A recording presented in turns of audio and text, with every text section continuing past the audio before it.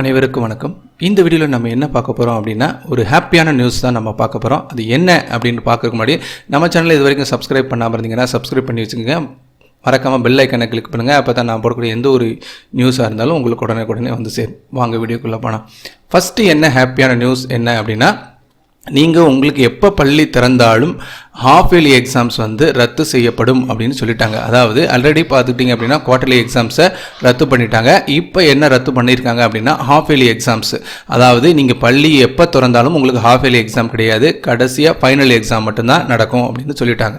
ரெண்டாவது முக்கியமான விஷயம் என்ன அப்படின்னா, நவம்பர் மாதத்தில் வந்து பள்ளிகள் திறப்பதற்கு வாய்ப்பு இல்லைன்னே சொல்லிட்டாங்க. ஸோ அதை பற்றி சம்மந்தமாக தான் சுப்ரீம் கோர்ட்டில் வந்து ஒரு ஆர்டர் வந்து கவர்மெண்ட் தமிழக அரசுக்கு வெளியிட்டிருக்காங்க. என்ன வெளியிட்டிருக்காங்கன்னா, வருகிற 11ஆம் தேதிக்கு முன்பு எந்த மாதத்தில் பள்ளிகளை திறப்பீங்க அப்படின்றத ஒரு அறிக்கையை தாக்கல் செய்யணும் அப்படின்னு சுப்ரீம் கோர்ட் கேட்டிருந்தாங்க.